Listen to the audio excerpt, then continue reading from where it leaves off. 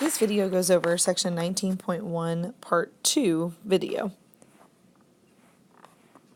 And we are going to talk about quadratic formula here. So it says first, make sure one side of the equation equals 0. Standard form of a quadratic looks like this. ax squared plus bx plus c equals 0, where a, b, and c are just integers. The quadratic formula uses those integers to solve for x. X equals the opposite of b plus or minus the square root of b squared minus 4ac, all over 2 times a. Now, when you solve for x, you end up with the solutions, which are also the x-intercepts when you graph it. We'll talk more about that later, though. There's a special part of the quadratic formula called the discriminant. The discriminant is the part underneath the radical, b squared minus 4ac. If that discriminant is positive, it tells us that there are 2 real solutions. If it's 0, it tells us there's 1 real solution. And if it's negative, it tells us that there's 2 imaginary solutions or 0 real solutions.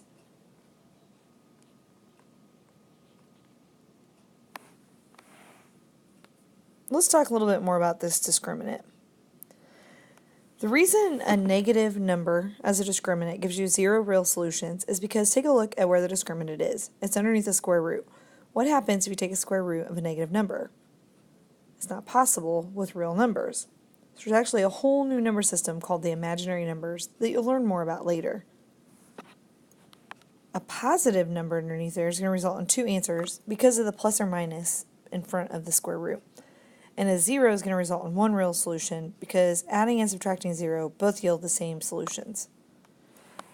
Example 1 is an example of a 2.0 question. It gives you a discriminant and it asks you to identify the number and types of solutions of the quadratic with that discriminant. 22 is positive, so we would have 2 real solutions for A. 0 would give us 1 real solution. So as you can see, it will be important to memorize the types of answers you get with different discriminants. Example 2 actually utilizes the quadratic formula.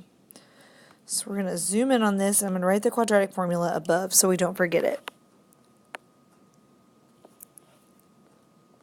X equals opposite of b plus or minus square root of b squared minus 4ac all over 2 times a.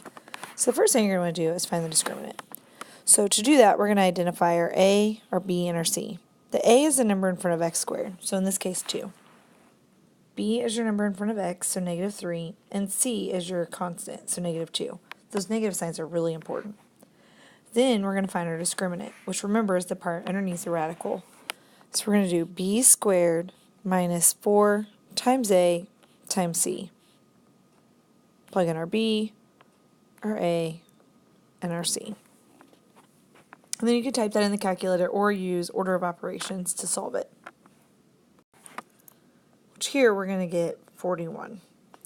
Once you find that discriminant, we're actually going to plug that into the big equation and find our solutions. So x equals opposite of b. Our b is 3, negative 3, sorry. So opposite of that would be positive 3. Plus or minus square root of our discriminant all over 2 times a. At this point, we would take a look at our radical.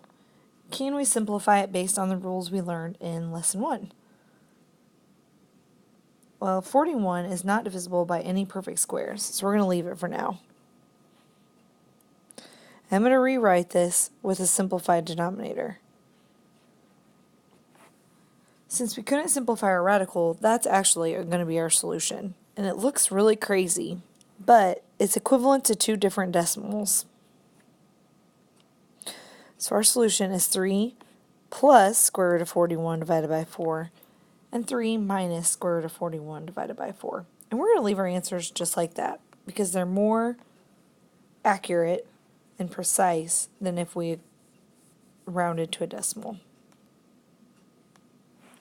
Let's take a look at example B. Remember, first we want to identify our A, B, and C. So our A is the number in front of x squared, so 1.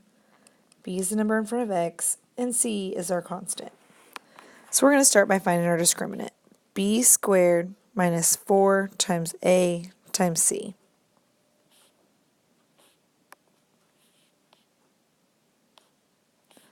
So our discriminant in this one is 32.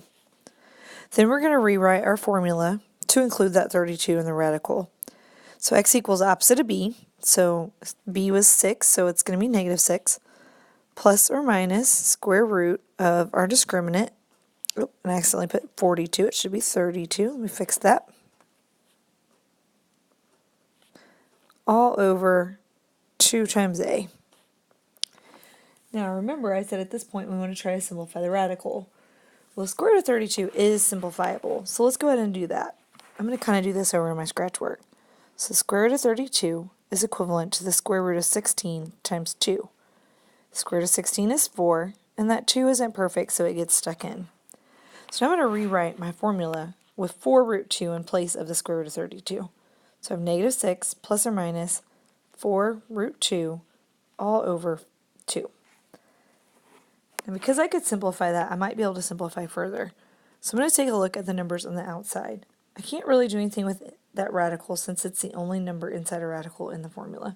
But I can look at negative 6, 4, and 2 and see that they're all even, which means that I can divide all of them by 2. I'm going to get negative 3 plus or minus 2 root 2 over 1. Notice when we write over 1, we don't typically do that. It's not good notation. So I'm actually just going to get rid of that, and I'm just going to leave my answer just like this. Those are my solutions. Negative 3 plus 2 root 2 and negative 3 minus 2 root 2. I'm going to leave my answer just like that. Our last example deals with equations that are not set equal to 0. In our notes, we started by saying that that was something that we had to do first. In my experience, it's easiest if you let the number in front of x squared be positive. So since x squared is already positive in this example, I'm going to move this 7 over here.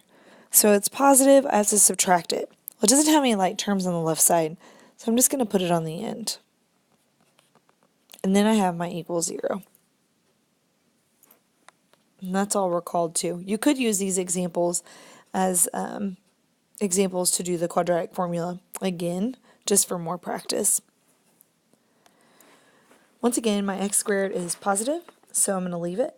I'm going to move the x, it's negative, so I'm going to add it, and I'm going to add it to its like term on the left side. I'm also going to move this 2. It's positive, I'm going to subtract it, it doesn't have any like terms. Those both cancel. My 2x squared stays the same, and then I have negative 1x minus 2 equals 0. And that 1 is not good notation to write a 1 as a coefficient, so I'm going to get rid of it. And there we go. And once again, please feel free to use that as another example for quadratic formula.